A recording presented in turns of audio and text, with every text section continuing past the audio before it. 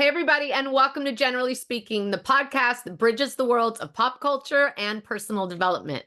I am your host, Jennifer Snook, and I am so happy to be here with you today. I hope everything has been going well in your world. Here is what's been going on in mine. So, you guys, I have been watching The Baby Reindeer of It All, and what a show. I just finished it. And I haven't stopped thinking about it. What a psychological, just exploration on life and people and how they can get to these desperate places. I mean, who is he? Who is she? How can one single meeting just have such a freaking profound impact on your life, right? It's so wild. But so good and so I think worth your time. And I think it's really kind of important to to be able to look at a person like him who came off as such a wonderful, likable guy, and then to see that he is just really struggling internally so much. I think it is really kind of important for people to see that. Anyway, I loved it. I really, really loved it. Here's what else I loved. The new trailer for the Wicked movie, you guys. I mean, that came out the other night and everything stopped in my world. I stopped, I rewound it, I recorded it, I sent it to my 3 kids and said, here we go. I am so pumped. What a cast. I mean, can we talk about the cast? Unbelievable. I just could not be more thrilled. Jeff Goldblum, I mean, perfect. I mean, Cynthia Erivo, I am dying to see her do Elphaba. She is just so powerful and so magnetic. And then there's just the Ariana of it all. And we know, I mean, I have seen her do Glinda, and I know that no one, I mean, aside from, our lovely Kristen who originated it, no one can do this new Glinda better than Ariana. I actually saw her do it in Florida. My daughter, this is kind of a tangent, you guys, but my daughter was in this huge talent competition in Florida. She was one of like 3,500 kids, I think, that were competing. And it was the final night, and Ariana Grande was the performer that night. And I had spent a week with her doing all of these performances, vocal performances, acting performances, showcases of her talent. And then it was the final night, and I'm sitting in the back. I actually didn't even have a camera with me. I only had the camera that was on my cell phone. And they rattled off the 3rd place winner, the 2nd place winner, the 1st place winner.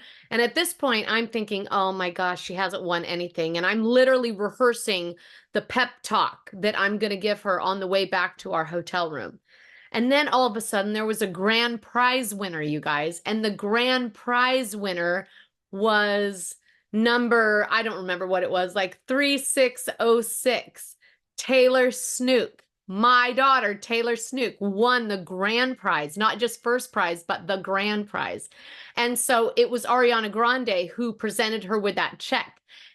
But right before the big presentation, Ariana had performed, and she did the most phenomenal just array of Wicked songs. It was all Wicked, and it was all amazing. And she has been preparing for this part her entire life, and I am so very excited to see it. And speaking of Wicked, can we talk about the royal family for a minute? I know I talked about them last week, but I'm not over it. I'm not over it because I found out that not only did Harry go over there for, the big anniversary of his Invictus Games, and none of the royal family attended, but they didn't even release a statement. They didn't release anything in support of Harry. And the Invictus Games have been so incredibly powerful for so many veterans. I mean, and I'm just sitting there wondering, I mean, could they not support it for the bigger picture? I mean, are we really caught in such bitterness that we can't, give a high five to the greater meaning of what Harry is doing there, because they had given it all kinds of support up until this point. And then, just to add insult to injury, so the king says that he doesn't have time to meet with his son, but come to find out, He's having dinner with David Beckham just mere blocks away from where Harry's staying. I mean, it is so upsetting to me. It is really so upsetting to me. How in God's name, given the circumstances, can you just turn your head on an opportunity to reconnect with one of your only two sons? I mean, it's not like, I mean, he's not Cody Brown. He doesn't have like a whole gaggle of kids. He has two boys. So sad, you guys. In better family news, I am just a few weeks away from seeing mine at Lake Austin, and I am so excited about it. And if you didn't know, we are planning to do a family pod so that you can get to know my girls, my mom, maybe my brothers if they're behaving. So make sure that you are following us on whatever you're listening on. If you're listening on just an audio platform like Spotify or Google Music, please make sure you go now and hit that follow button. And if you are right now watching this on YouTube, make sure you smash that subscribe button so you don't miss it. Okay, everybody, that is what's going on in my world. Let's talk about what is happening in the world of reality. So here's what I want to know. Is it reality that Jen and Ben are already Splitsville? I'm just going to say it right here. I do not believe that Jennifer Lopez would give up this easily. I do not believe it. I know there's all this, talk out there that Jen and Ben are Splitsville, but I don't believe it. I really don't. Maybe they're going through a rough patch. Maybe they are. I think she's going through a rough patch. I think that movie that she did was not well received. And I think it being such a personal project, I think that was probably really hard for her.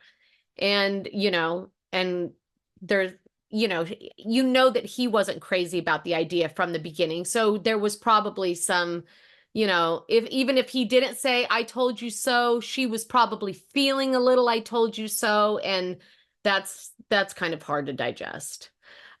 Here's what else is happening, you guys. Have you been watching the latest Jersey episodes and how hard Teresa has been promoting that Namaste Bitches merch? I mean, this is because this was all being filmed while they were still rolling hard with the Namaste Bitches. But now, clearly, Namaste Bitches is no more, like I've said before, but she is still going for it. And I know Melissa's old nose had a whole lot to say, and she'd been with Teresa for a long time, and she had so much just genuine knowledge about the inner workings of Teresa's whole operation. But so does Melissa Feaster, and I know that she has an incredible story to tell. I mean, she's had a story to tell for a while, you guys. Every time that I would listen to that, I would just sit there and think to myself, you poor woman, I know you have so much to say. I also know that Melissa is pregnant right now and clearly trying to protect that pregnancy. So this might not be the right time that, for her to talk if she wants to talk. I know that she is talking on her other podcast because Melissa does have another podcast, the Side Piece podcast, and she is still talking on that. So explain that, Teresa. Why can Melissa talk there, but the Namaste Bitches podcast has gone silent? This was all Teresa, you guys. This was not Melissa. And I know Melissa has a lot to say. And Melissa, if you would like a place to say it, let this platform be the place. I am happy to have you here. I would love to hear your story. I promise this is a safe space to spill your shit. And I would love to have you. Love to have you. In other news, Dorit and Kyle were spotted filming at Sutton's house, and they were sitting down having probably what was a heart-to-heart, because they're clearly going to have a heart-to-heart if they're going to expect to transcend what happened last season, and especially what went down at that reunion. Vanderpump Rules, you guys, is on, should we call it a hiatus, a break, whatever it is. But Jax, in the meantime, is making it very clear that he does not want any crossovers coming into the Valley. Jax is not down to have Vanderpump Rules people become Valley people. Not that he has all the final say in it, but Jax has made it clear that that is not what he's all about. All right, everybody, that about does it. It is time for our reality check. Let's get our girl Christy on the line. Hi, how are you? I'm good. I'm glad. I'm good. I'm busy, but I'm good. And I'm always so happy that we have this time together. Me Before, when I too. was waiting, I was just thinking how lucky we are. I mean, truthfully, Yeah. on so many levels. Yeah. I love this. Anyway, babe, are you ready to jump in? Vanderpump. Vanderpump, Vanderpump, baby. So, part one of the reunion, right? What did you think? I thought it was really good. I did too. Yeah, there was a lot. There was a lot. It was And juicy. I can't wait to see what the video is that he wants them to all watch at the same time. That's how he started it, saying. Yes, I think that is such a great idea because we found out that, like, you heard Ariana say herself, well, I don't know, I haven't even watched it. So now he's Right. going to be like, you guys are going to watch this. So you're going to, that way they can't wiggle out of responding. You know what I Yeah. mean? Holding Yeah. the feet to the fire. So it opened with Andy asking Katie if something about her was ever going to Oh, open. and they said that it would already be open by the time this aired, which is not true because It's it's not going to open true. on Wednesday, my birthday. On So your birthday, May 22nd. Cheers! I love your Generally Speaking mug. I love my mug and your sweatshirt. I've got to order mine. I love it too. I love this sweatshirt. You guys, look at that. It says, Stay rooted "Stay in love." rooted in love." We've got that. We've got these cute mugs. We've got this adorable hat, which I love. I've been wearing it all week. I just And love. you said that it's embroidered. It's embroidered, and I just That's can't get. next level. I just cannot get enough of it. That you can find that link at the very bottom of this page. Anyway, so then Andy turns to Ariana and says, Ariana, how are you feeling about your run on Broadway? And did you see that? He asked her and she said, I am having the time of my life. I have wanted to be performing on stage in this way since I was a baby. Since she Yeah. was a baby. Did you hear that? Yeah. Which So makes me, number one, so very happy for her. for I mean, sure. because that's so incredible. But secondly, it really, I have said so many times over and over again that you have to trust the universe, even when times are tough. And not even, it shouldn't be even when times are tough. It should be especially when times are tough, right? Because the universe is constantly realigning you with your highest path. And sorry to say, but without Scandival, there's no way that Ariana would be on Broadway. She just wouldn't. Right. Right. She wouldn't be there. Because when you stay in a relationship that isn't serving you too long, when you stay in a relationship that has stopped growing and isn't serving you anymore and you're stuck there, the universe will come in and disrupt you in an effort to realign you with your highest purpose, because it's not going to let you just sit there and ground out. It's going to be like, babe, you're better than that. Come Right. on. Get ready for this The test at universe the shakes school. you up to wake you up. And that is the fact. And it's not always comfortable and it's not always fun. The transitions sometimes suck, but where you always end up is better than where you were before. And that's why you have to trust your path. And you have to trust that the universe knows more and better than you do. Yeah. So I think truthfully everything has worked out exactly how it was meant to. Yeah. She's And killing it. at this point maybe, and I know it's hard to say until you actually realize it, but sometimes you get to the point where you're able to look back and say thank you for the hard parts, even the Right. hardest parts, When you even that, because you wouldn't be where you are now without that. And did it suck? Yes. But no one said this was easy. No one ever said life was supposed to be a cakewalk, because it's not. Because without those hard times, there are no lessons that you learn, right? As Right. long as everything's easy and we're constantly in our comfort zone, you Not don't growing. learn in your comfort zone, folks. So it's so hilarious how everybody wants to feel safe and in their comfort zone. But that's not where you learn. That's not where you grow. And life is all about learning and growing and progressing and expanding, right? I mean, like, And she's truthfully, killing it now. without that expansion, she would still be stuck in that little Writing farmhouse books, with Tom. writing Cocktail books. bartender, yeah, books Yeah, with Tom. exactly. You know, we all learn in our own way, but Exactly. it and I think it's everything worked out exactly how it was supposed to. Then when talking about the last reunion, Andy asked Ariana about the last reunion, and she said, I had the courage to stand up to my perpetrators, and I can't even believe I showed up that day. And then Andy said, he goes, I'm sure it was really hard for Raquel too.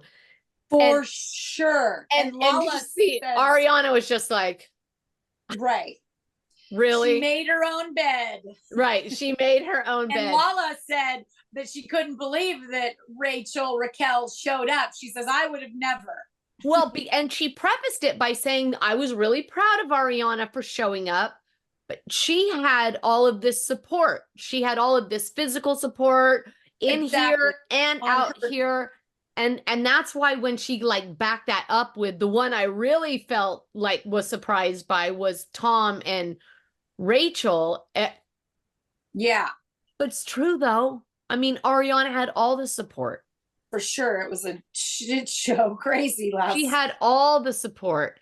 And then I cracked up when Tom Sandoval, or sorry, when Tom Schwartz called, no, it was Sandoval. Sandoval called Raquel a coward. Right. He called Raquel a coward. And then it wasn't long after that Schwartz popped up and says, yeah, the way she made you look like everything was your fault. And truthfully, she was relentless in her pursuit of pleasure. He is hilarious. He's the greatest. He is so funny. And then Lala accuses Tom of grooming Raquel. Yes.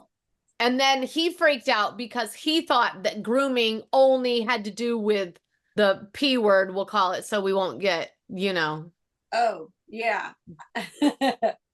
Lala goes on and clears up the real dynamic behind what grooming really means.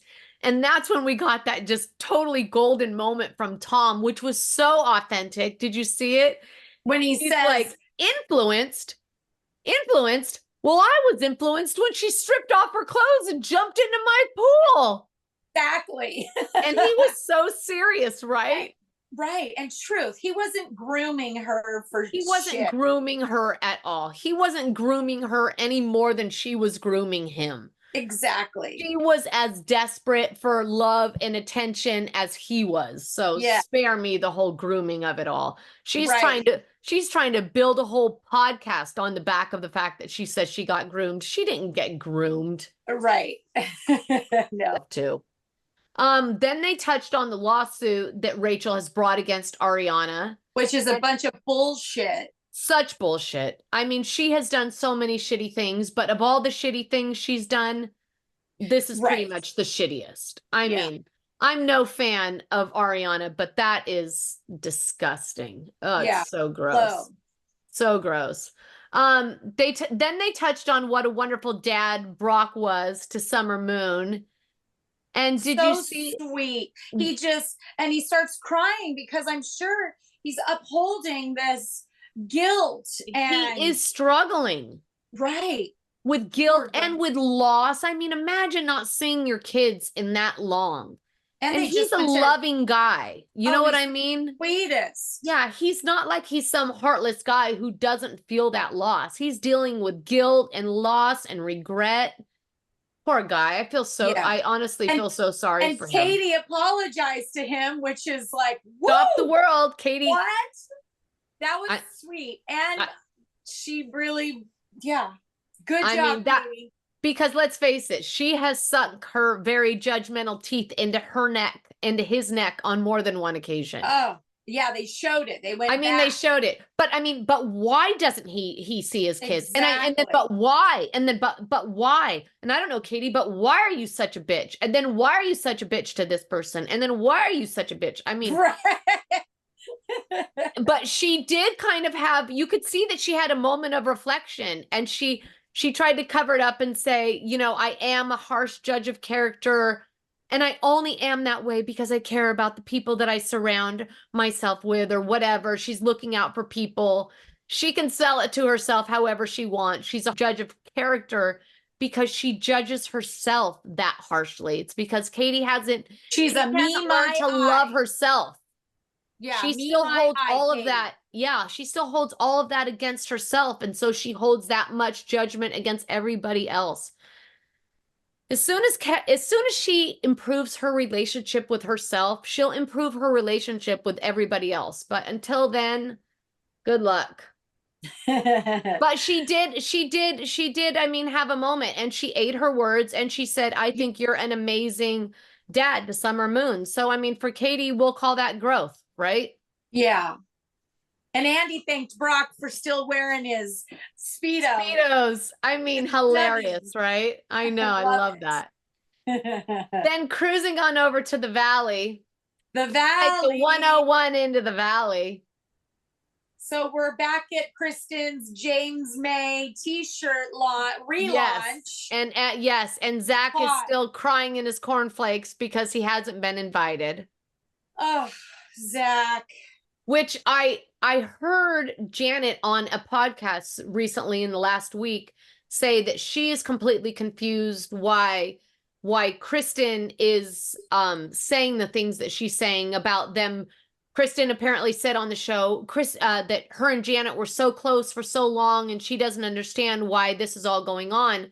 Meanwhile, Janet is saying on this podcast I listened to that her and Kristen had a falling out, a pretty substantial falling out, and only became friends again right after they started filming, or right before they started filming, and that the situation with Zach had been even more contentious, and that their falling out had been even more of a thing, and that so basically it had nothing to do with association. Yeah, and so she was just saying basically we haven't even had a relationship in a really long time, and so I don't feel comfortable inviting them to this intimate thing I'm having, like a baby moon. Her baby moon, of course. Okay, right. that makes sense. Then Simon, that little drama Pink queen, frock boot wearing. Yeah. Did you see him over there with his, like, he was really on the case. Oh, because Janet, well, as we see. He was like Sherlock Holmes. Yeah. And in the next episode or the next part, it shows him showing up to Janet's house and Jared is there and Janet's packing for her trip. Yeah. And so she says, well, I'm going to call Zach. So she does and explains to him, why he's not invited. Right. And then the pink croc Simon says, hang up. And she says, Zach, I've got 1%. I've got to hang up. And he says, is this how we're ending this conversation on this note? And she did. So I love Zach. He's a sweetie. Well, I heard that whatever went down between the two of them would be enough to get him the C word. And by C word, I mean canceled. So I don't know. I think it had something to do with Zach saying that he hoped that Janet's unborn baby didn't make it. Oh my God. And allegedly. Right. But but also, but even if he did say that, that that's not what, I'm sure he was just talking out of his ass. People do occasionally talk out of their asses. In anger, in hurt, whatever, they talk out of their asses. It doesn't mean that he is really wishing ill on Janet's baby. Right. So now they're going to head to Big Bear. So everyone starts showing up in their cars and hats and. Right. Oh, but before we go to Big Bear, Jesse comes back from his spiritual retreat. Oh my God. Jesse comes back high. He's still high from his trip. Jesse comes back, and did you see when he walked in and grabbed her and then did that big the light out of her ear? What was that? high. He was I'm going to tell high. you something. I was going to say there were people in my life, but that person is still in my life. And occasionally when you get that big, I love No, you hug, it comes no. with this inhale, like I'm trying to like breathe you in, and Yes. it's eerie. Savoring the moment, but that was horrible. But it was amazing to hear about his trip and what he said about being All of life it, changing, and all of it. he saw And himself die, and And that's I truthfully, I'm so true. here for it. I'm here for the plant medicine all day. I truthfully believe that we all as humans go through pains and hard times and everything. And I do not think that whoever our creator was would create all of us who need so much and not create something that can help To us, help you that can help us. And fully. I fully believe that. I fully believe that all the medicine that we need to stay healthy is a natural byproduct of this beautiful earth that we get to live in. And For and sure. and The I think first that time, plant medicine like mushrooms and like ayahuasca are the much better, much more natural alternative to anti-anxiety meds Xanax, and all the shit. True. Xanax, all of that. That is the truth. That is the right way. But the government hasn't found a way to, you know, make money Exactly. off of that because it runs in contrast to the pharmaceutical industry. So Yeah, the first time I ever took mushrooms, I took them 3 times that week because I loved them so much. It was amazing. because you sit there and you're so astounded thinking, Aware, and just, it was so amazing. aware, and it really does Life changing. life changing, and it genuinely improves the quality of your life because it elevates your perspective and you understand so much more about the depth of your humanity and how you play a role in your own life and and how The you're just universe. and exactly and the part you play within the greater universe.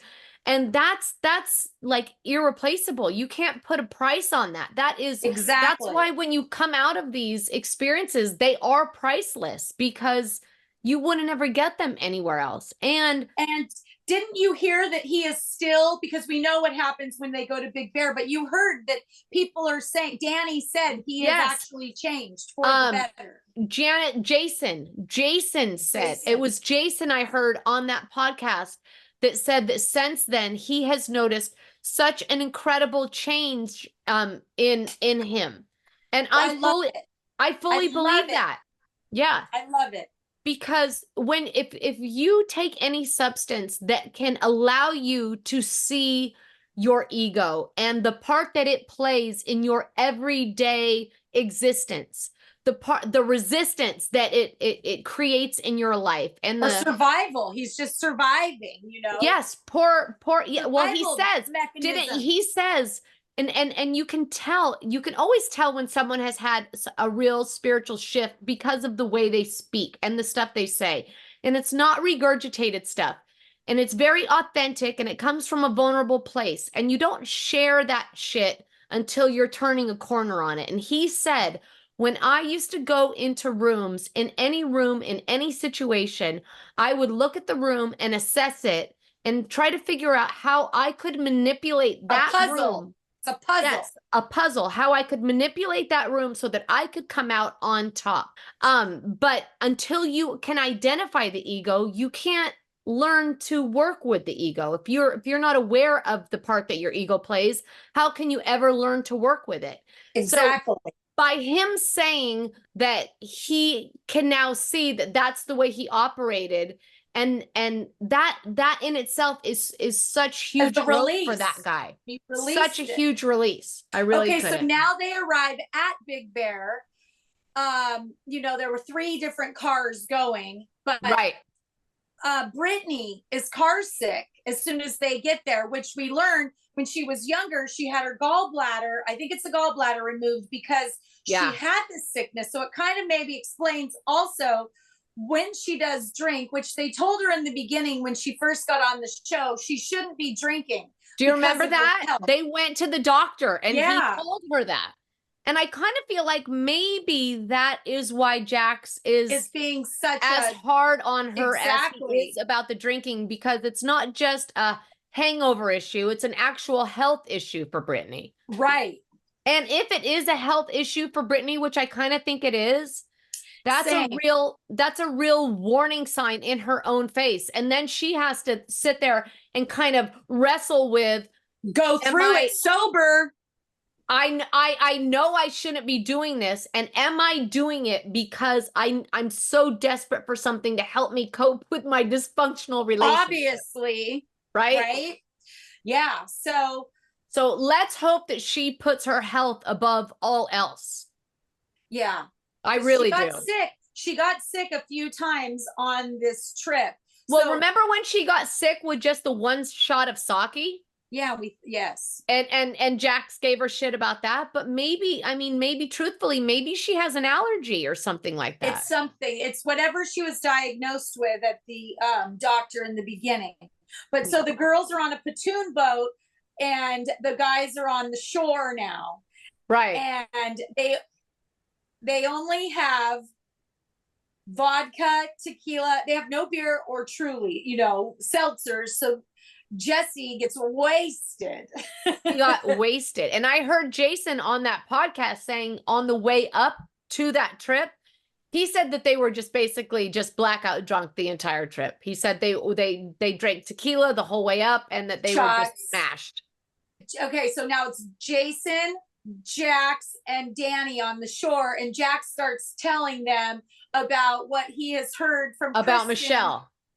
Yes, about Michelle. Yeah, and then it was Danny who said, well, if that's the case, Jason we shouldn't be sitting here talking about it. We should be telling him. Yes. Yeah, Jason.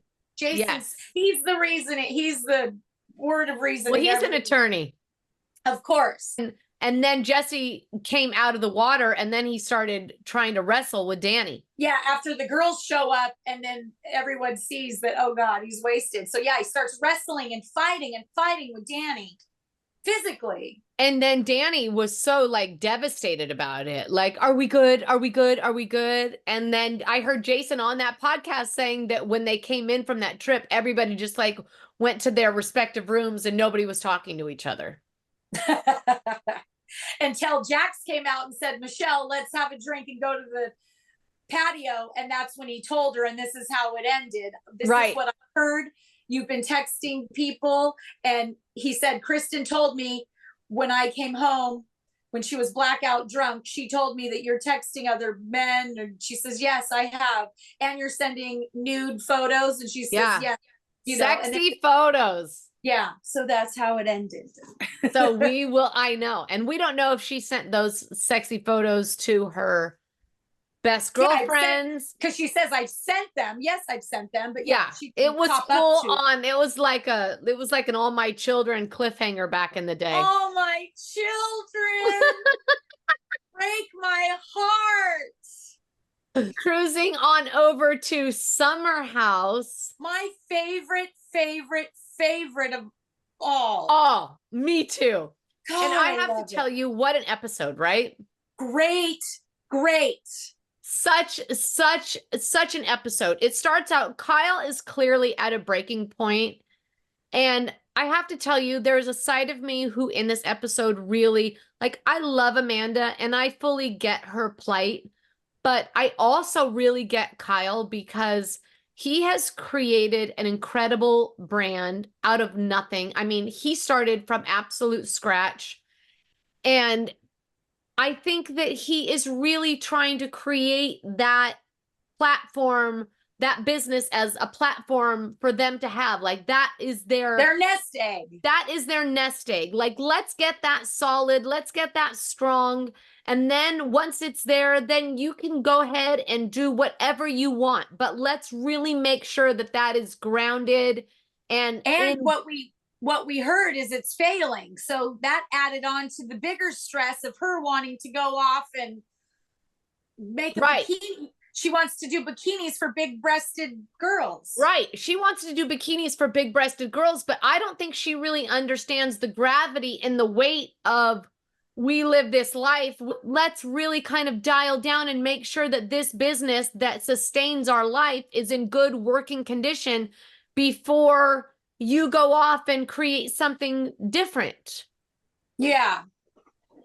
Like, well, they're at a crossroads right now. It's huge. They're at a crossroads. And this was the girl episode. All of the girls were so great in this episode. Totally. Paige and Sierra, Lindsay, and none of them are fighting this season. No, none of them are fighting this season. And isn't that interesting? Like, I was thinking about that. Like, what's changed? They're not fighting. And yeah.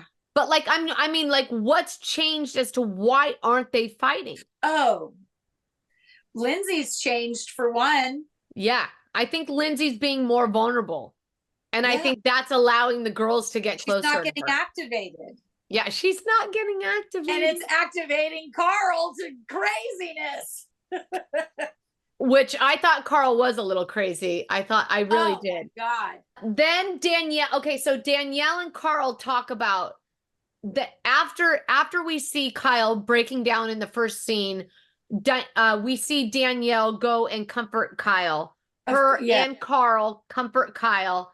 And then her and Carl, and you could see that Carl was looking at it as an opportunity to kind of vent his frustrations about yeah, man, I totally feel you. I totally feel you. Yes. To me. Yes. And I'm not validated by my partner and all of this.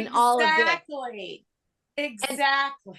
And then Jesse confides to Wes that he's terrified about the bump he found on his balls. And that was so rough. Yeah, Wes walks into the room and he's crying. And so they hug each other. And then, he's like, get it out. And then they were bros after. It was like, yeah, get up. And it was just because it's so sweet, right? You have that moment, but like, we're not going to stay stuck in the misery too long. No. I've said that a million times. My girls give me so much shit about that. But like, even in the worst of times, I don't care if the entire world has fallen down on you. You can have a moment, but then I go, yeah, because the is, I got to pull myself out of this. I'm coming back because I'm not going to stay stuck. The is, yeah. You know what this means? Yeah, I'm alive. Truthfully, I'm alive and this too shall pass. And yeah, I'm here. I'm going to fight through this. I do that all the time. Same. And everybody laughs about it, but it's so true that has gotten me through the hardest of times. So I feel like that's why they did that. That's like you kind of, when you're in the shit and you can't stay there too long, you kind of have to get back it's like getting back in the ring. Let's do it. Oh, I have something I heard. Okay. So last week when it was Paige and Wes on the boat, remember? Mm-hmm. And she says to him, so I heard that you are still, texting and with other girls. I hope you're not going to tell me something that's going to break my heart right now. So, yeah, it's okay. So, oh no. What happened is, okay, no. I wrote it. West. Okay, so when you watch it, if you watch it in closed caption, he is not saying what he said. What? He said, it's a situationship phase. Like she said, are you still texting other girls? And what he said was that he didn't want to ruin I don't want to ruin something that's good. I forget what he said, but what he really said was, and they overdid it. If you go back and watch closed captioning, they've changed it. They've done this before on Southern Charm, where they do closed captioning and it's not what they are saying. So what he really said it was the closed captioning that got it wrong. No, because it's different now. He said, why would I ruin something special in the moment with the truth? The truth is he doesn't, what we learned later, like he doesn't want to be with Sierra. He doesn't want to ruin it now. I think they're still together. I don't know. I think I think they're still together, and we're finding out about it on the reunion. I think that's the big thing. I think that's why they have been completely silent. We're supposed to get the final reveal, I believe, at the reunion, and I am fucking here for it. I think they are. I swear to God. So. I hope so, because I don't know. But I heard that they changed the context, and so. Okay. Let's talk Carl and Lindsay. Well, I know we're going to get to the end of this episode. You saw it, right? Yes. Yes. Oh my God. Okay, so those two are having that conversation in bed, and then across the hall, Lindsay is revisiting the conversation that her and Carl had in the kitchen, right? With the whole job situation. And, right. And it doesn't seem like no matter what Lindsay says to Carl, it's the wrong thing. Yeah, because he's not used to this Lindsay. Old Lindsay would have pissed him off, and he could have said, well, this isn't working. But she's cool and chill, and she's different. Right. And I also think that Carl at this point has already decided that he wants out. He's just looking for shit to back it up. He just wants evidence. And I think that's why he's putting her in these shitty situations, like in these no-win situations, so that he can just be like, oh yeah, you're the devil. Yeah, exactly. This is why. This is why I can't be with you. No, so he's telling her that he wants softness and tenderness. Yes. Telling her, which means she only what? hears what she wants to hear. Right. She's listening to what you're telling her. She's listening to all of it. She's just basically saying, I need you to step up. But I think he's terrified about that pressure and looking for any excuse to get out. He's terrified about the pressure that comes with marrying Lindsay, providing for Lindsay. And then I'm telling you, I told you last week, the fact that she said that she wants to be a stay-at-home mom, and he knows that her biological clock is ticking. So not only does he need to be able to provide for her, but he needs to be able to provide for her in a very timely manner. That's just more pressure than he can deal with at the moment. Exactly. And then so then he's so passive aggressive with her. He's like packing his bags. Did you see that? Yeah. When they clearly had a very contentious last couple days, and she's like, I'm going to drive back, with Danielle and whoever else was in that car. Right. They were going to I think they were going to a destination, maybe a bar. They were going to a restaurant or something. And then he says, okay, well, I guess I'm going to drive by myself with my suitcase and just talk to the suitcase. She says, well, why can't I put my suitcase in the car? And then he took house, and then he took off without her suitcase. Yeah, he's a child. He is a petulant child. Yeah. And exactly why he doesn't at this point in his life, he shouldn't be marrying anyone. Anyone. Exactly. Anyone. Out by the pool, Jesse, West, and Sierra share a special moment when that was so sweet. I love them. I love them. I mean, I just absolutely love them. And then inside the house, Paige and Sierra talk to Kyle about what's really going down with him and Amanda. Exactly. And did you see the two of them? They just went at him hard. Yeah. And then I felt a little sorry for him, because I get that the girls are just like, we want our girl to be doing something that she's passionate about. Meanwhile, he's like, he feels like he has the world on his shoulders, trying to keep this business afloat that's keeping their life and relationship afloat. And I think he genuinely wants the best for Amanda. He would love Loverboy to be in a position where he didn't need her, but I think he genuinely does need her right now. Exactly. And he's like thinking about the bottom line and making payroll. And she's like, hire somebody else as creative director. Meanwhile, that's $150,000 on the payroll when you could do that. And right now, times are tough. Right. And I love Paige. I love Paige. She's a great friend to him. She gives him good advice, but she did I come think hard. she doesn't understand the full scope of the situation that Kyle's in right now. And I Well, think he told her it's he told failing. her. Yeah, he did. And any entrepreneur will tell you this, that you have these incredible times Roller coaster. and then you also have these really kind of dire times that come along every once in a while. And getting through those crunch times takes a whole lot. And I feel like Kyle is in one of those crunch times. So this being the time for Amanda to say, I want to go and explore my creativity. He's like, I want to make sure we have a roof over our head. You so know I what can I buy mean? you those Coronas by the pool in New Exactly, Jersey. exactly, exactly. So, I mean, cheers to Loverboy. Maybe we'll toast with one of those soon. I mean, or Craig, Lil Craigie in Southern Charm is also having his seltzer coming out. Oh So yeah. Do we know? Does that have a name? it does. I don't remember, but he's ruling the world. I love him. Then Carl comes upstairs to comfort Kyle, who ended up crying. Did you see poor Kyle? He just went upstairs and cried in his hands.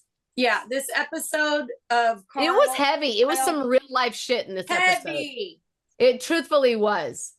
Then Kyle walks his ass out to the pool and confronts the whole situation. Did you see that? When he went out there and he was like, look, everybody, this is where we're at. This is where I'm at with Amanda. This is where I'm at with this. This is where the company is. And he just kind of laid it all on the line. Yeah, it's all their buddies. And this is what. And I'm sure that was kind of, that must have been a huge relief for him. And you could see, it's so sweet to see how people react to authenticity. It doesn't matter if it's good news or bad news. It's just the fact that he was being so real and so raw and so just authentic about himself and his feelings and about where he is right now. And everybody responded. Nobody was defensive. Everybody was just like wrapping their arms around him like, we love you. I mean, even as they were going home, Paige asked to ride home with him. I know. And she was the one that made him cry. She's a great friend. She truthfully, I can't get enough of that girl. She is the best. So Amanda was also on Watch What Happens Live last night with Patty Stanger, and Patty Stanger said, or Amanda meet your man at a steakhouse. Oh no. She said she thinks that Back to the Valley, Kristen and Luke are going to make it, but she also I did see that. Amanda called Kyle an asshole because Andy said he asked her a question, but she said, my answer is he's an a-hole. And do you know that this week? Oh, she said he's not a fuck boy. He's an a-hole. Asshole. Yes. Yeah. Okay. And then this week, Amanda and Jesse have been doing lives and I saw her shut it down and said, ridiculous. Don't be ridiculous. That would never happen. That's a whole other deal. Speaking of Patty Stanger, though, I have to say there is something to be said for her steakhouse.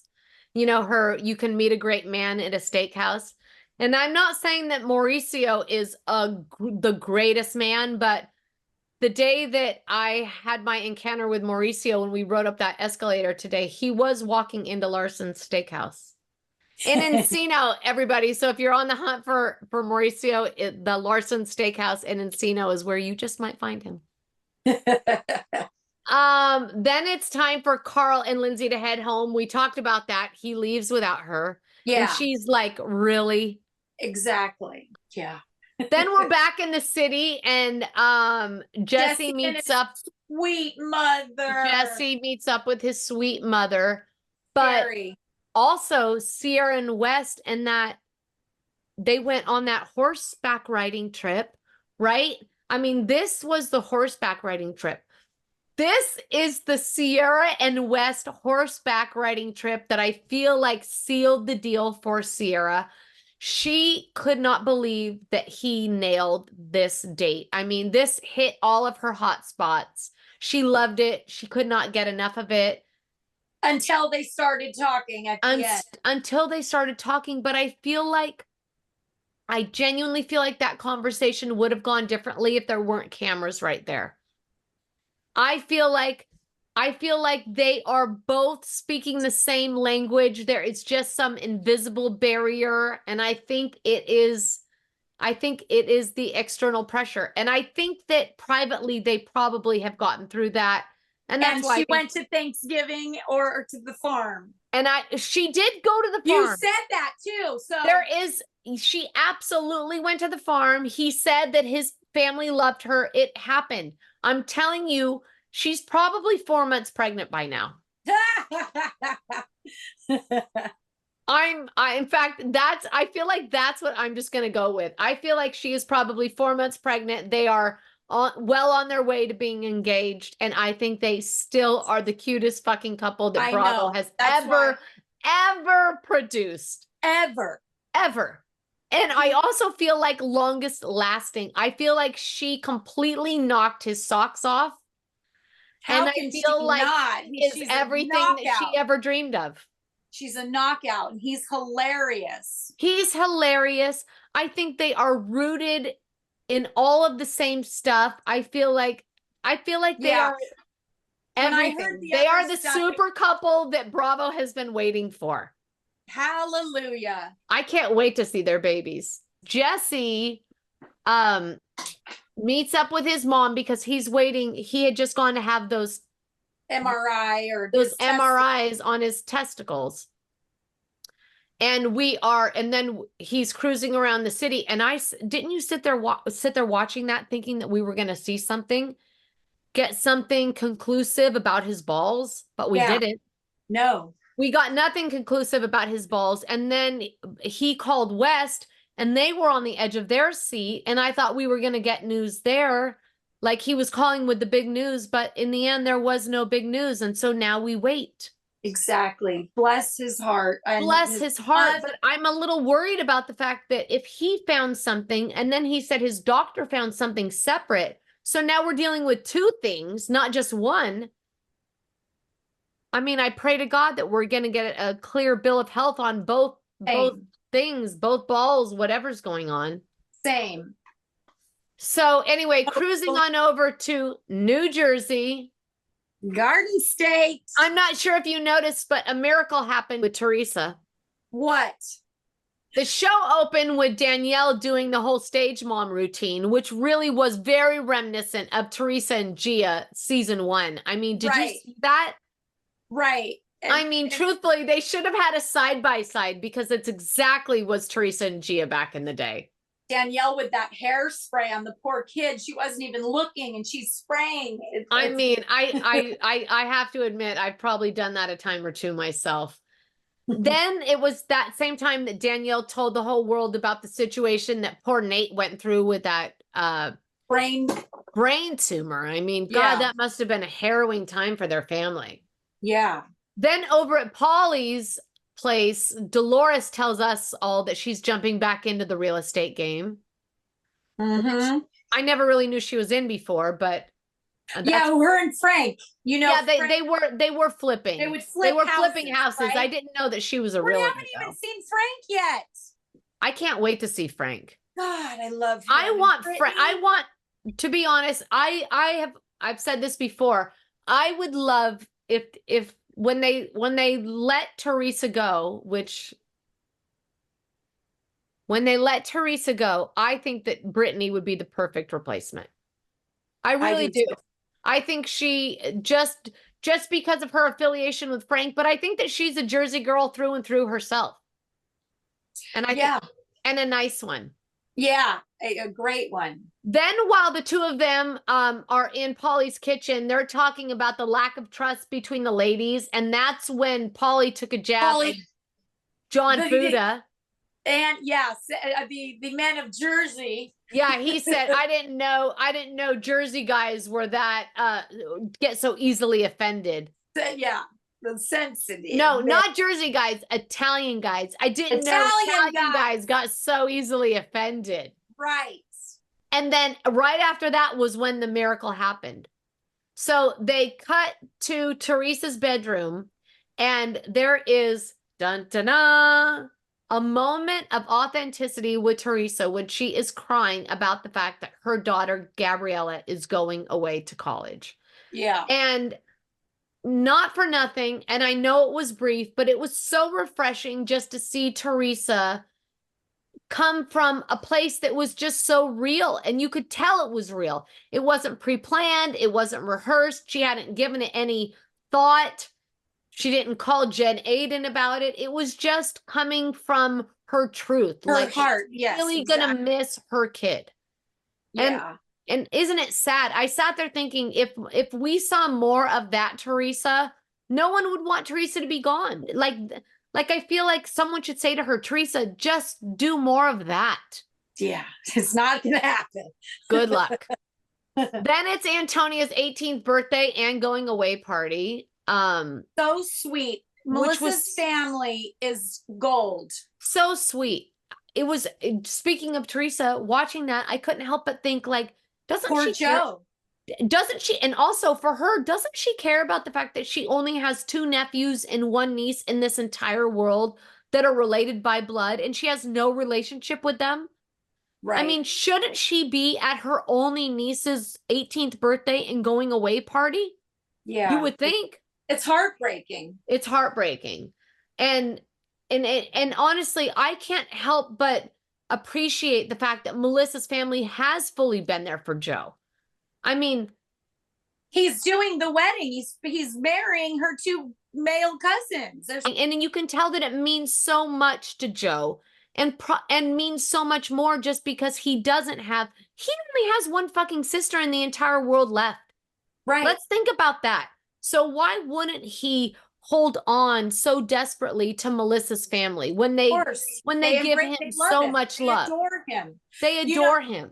Teresa wrote on something that she said that she goes with what she thinks that her parents are also guiding her to do, which is what she's doing. And Joe says, okay, do you know what I'm talking about? I'm so very glad you brought this up, because every time I start to have any empathy for Teresa, something like this happens. And the fact that she is weaponizing her dead parents against her only brother, and their only son. Can you imagine? No, they would never want this on They Joe would never co-sign. They would never co-sign that kind of crazy. And she's trying to make it out like she's getting messages from above that are guiding her and telling her she's on the correct path. Telling her that turning her back on her brother is her being on the right path. Exactly. It's like you can't. You're just talking to a wall. Also, who the fuck told her to say that? That's what I want to know. Because here's what I know about Teresa. She wouldn't come up with that on her own. That is the result of that goonball of an attorney, that social media mafia attorney of hers, Jim Leonard, gave her that talking point, and Teresa is dumb enough to go along with it. Like, Teresa, that makes you look psychotic. Like, no normal, sane person would ever think that it's okay to say that you're getting messages from your dead parents who are telling you to go against your only brother. Can you imagine? Ding dong. I have no time for her at all. Then over at Teresa's, Jen, Aiden, and Danielle are getting their butts zapped by that sculpting machine. Yeah. Which honestly just looked like it hurt. But on another note, I've never seen an ass as tanned as Teresa's. Right. I mean, all the tanning that goes on in this town is just, it makes me feel so pale. Teresa tried to bring up the whole double-headed dildo again. And then I think Danielle was trying to normalize it when she said, well, I'd do that double-headed dildo with you anytime. Exactly. And then we cut to the pickleball court where Rachel was explaining to the girls all the hubbub about John being the big kingpin of Paramus County, which clearly was complete bullshit, because he was a teenager selling pot, probably selling eights. Exactly, dime bags or something. Yeah, he didn't go to prison for marijuana. And if you don't go to prison, then I'm sorry, how bad could it have been? Especially back then when it was a whole different deal. Yeah, exactly. Then everybody heads down to the shore. Marge is staying at Melissa and Joe's. Teresa and Louie are staying at Jen Aiden's. And Jen Fessler and Danielle are staying at Rachel and John's. And it was while they were waiting for Danielle to show up that Rachel goes in on Jen about being friends with Teresa. Right. Um, and Fuda says he doesn't associate with people who associate with her. Both of them think that Jen should be choosing a side. I personally think that Jen has the bandwidth to bridge the barrier. You know what I mean? I don't think that she needs to choose a side. I think that no, she is truly Switzerland, because you and I have this trait. We can, if I could talk to somebody that you don't like and not, and that's okay. Your feathers. It has nothing to do with you. And that's it's okay. My friendship with this person. Yes, and also even just because you're friendly with that person doesn't mean that I think that you are subscribing to the way they think, or that you're co-signing whatever they're saying. Exactly. Right. Exactly. So then we're at the Thank You Jesus Nate Survived party. I loved. Which was hilarious. And that's where we met Tiffany with the pretty teeth. Tiffany with the teeth. Who, like Marge, is a second wife. And everybody seemed to be having a great time at the party until Teresa and Louis showed up. And Louis' energy when he walks in, he tries to act like he's so comfortable, but you could just see that he's not. I mean, it feels so fake, doesn't it? Yeah. It really does. So there was a huge energy shift as soon as they walk in, but that energy shift dissipated as soon as that choir started singing about the joy of being alive. Yeah. Which was refreshing, because truthfully, it's important. That takes you back to the whole, yeah. Like, truthfully, that does. As soon as you start focusing, it's a testament to the power of perspective and what you're focusing on. Because if you focus on the joy of being alive, all that other shit fades away. Exactly. So that choir came alive, and all of that other shit temporarily faded away until Teresa took Jen Fessler aside to try to decipher everything that took place at last year's reunion, when she said, "So I hear you guys had a meeting. What was that meeting that all went down?" But Jen Fessler described it perfectly. She just told the truth, exactly what happened and why we did it, and why wouldn't we do that? Exactly, because it is only normal to do it, and Teresa would have done the same thing if she was in their shoes. Yeah, exactly. And I heard that's what, Marge was on Jeff Lewis the other day, and she said he said, "I hear Teresa has something big on you," and she says, "It's not. It's what happened before the reunion, and it's nothing."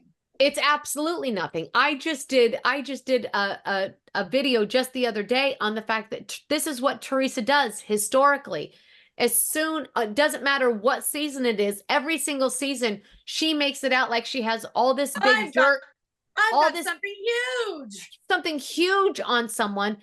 In the end, it's nothing. It's just nothing but a diversionary tactic to take the fucking heat off of her. Every single season it happens. And also, okay, so then Jen Fessler says, "Well, I just want you to know that I was there when Margaret was crying and really upset about what Louis did to her son." Did you and then see that part? And then she brings her daughters into it, and yeah, and Teresa instantly denies it. "I swear on my 4 daughters." And swore on her 4 daughters. Right? Every time. And it's so funny because, and then the producer says to Jen Fessler, "So what did you think about what Teresa says?" And she goes, "Well, she swore on her 4 daughters." And I'm sitting there thinking, she has sworn on her 4 daughters since the day this show started. She has sworn on her dead parents' grave. She'll swear on whatever it takes to make you believe whatever lies she's trying to sell. Right. That's what she does.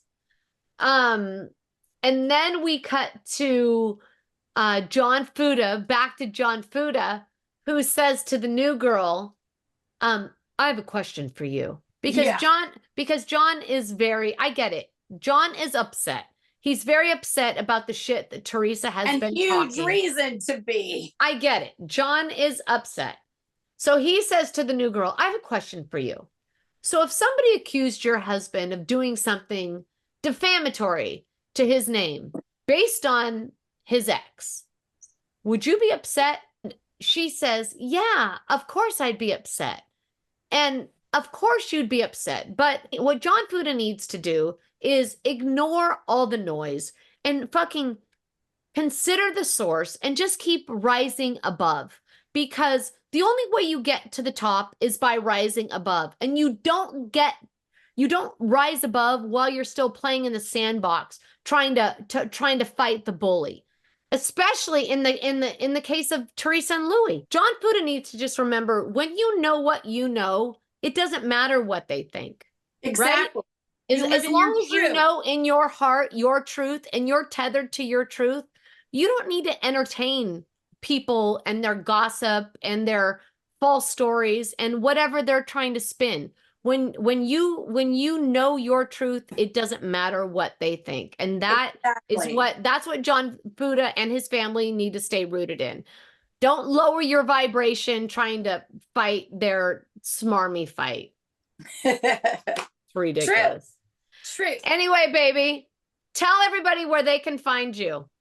Instagram, Christy May's Garage. So that's where they can follow you? Yes. So follow my girl Christy at Christy May's Garage for all of your succulent needs. All Bay of Area. Your succulent needs. Because let's face it, you are a succulent queen.